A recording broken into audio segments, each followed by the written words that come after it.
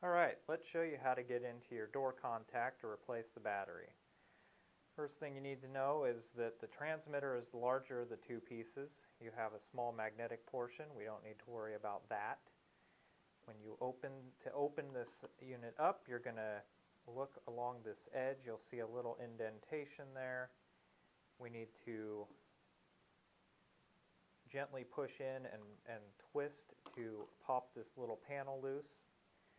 When you open that up, you'll see a set screw here. You need to loosen that set screw.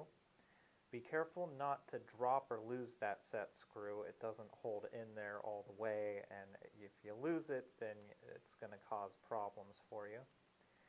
Remove the cover of the transmitter, and you're going to see the battery that sits inside here.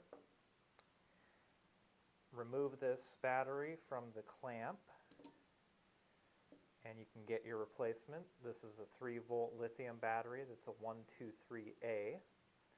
When you place the new battery in, just pay attention to the orientation listed on the label of the device.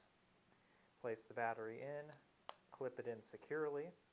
The other thing that we want to make sure is that this little tamper switch you don't lose this little piece if it pops off for some reason. So be cautious of that.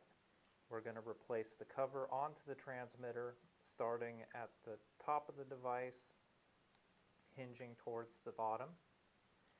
When you clip that back together, go ahead and retighten down your set screw. Replace your cover piece, and you're good to go.